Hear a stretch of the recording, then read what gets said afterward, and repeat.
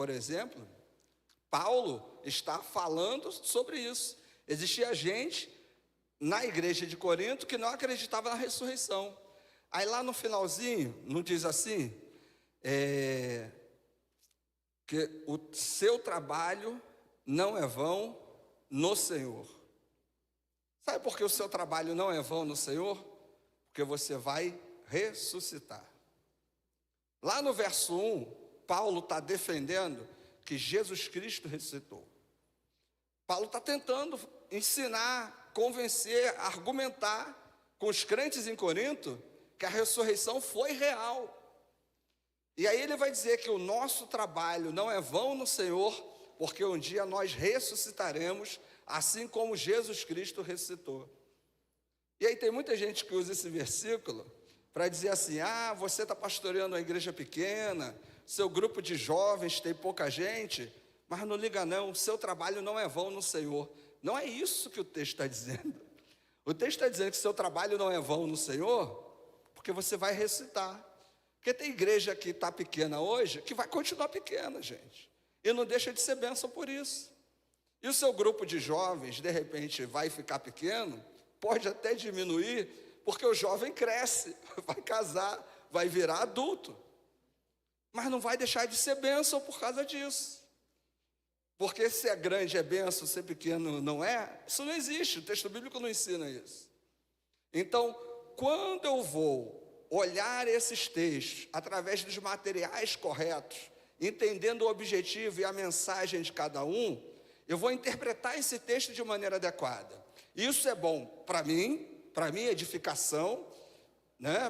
Para minha devocional, para minha espiritualidade, mas isso também é bom para o meu trabalho de proclamação do reino, para o meu trabalho de proclamação do evangelho.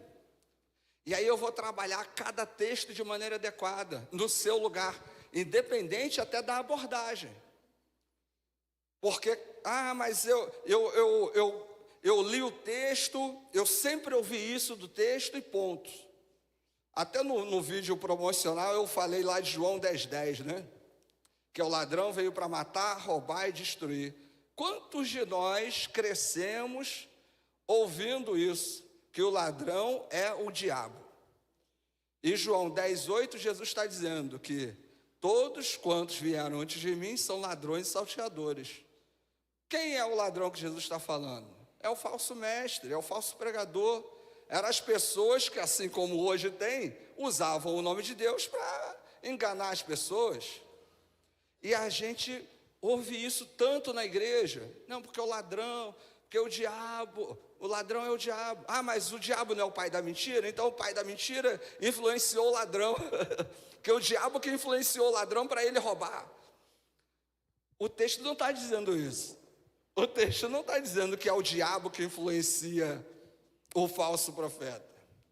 O texto está dizendo que tem gente no nosso meio que está usando o nome de Deus para seu próprio interesse. E aí olha o cuidado que eu tenho que ter. Eu vou dar ouvido para todo mundo que prega em nome de Deus e todo mundo que fala em nome de Deus está correto? Não, eu tenho que estar atento. Um outro detalhe interessante, todo mundo já ouviu falar do termo anticristo, certo?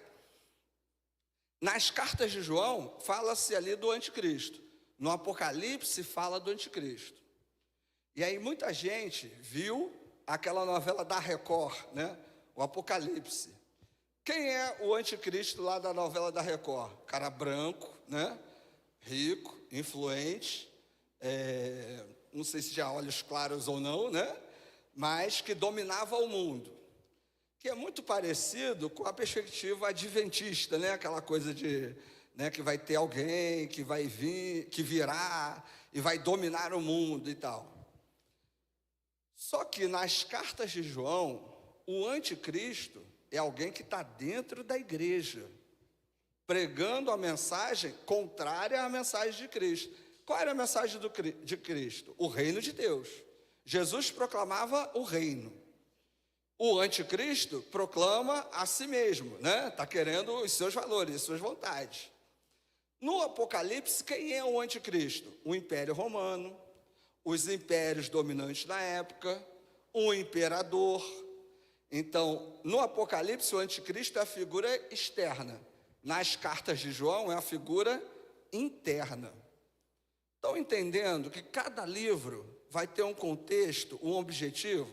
Até termos que são semelhantes vão ser usados de maneira diferente.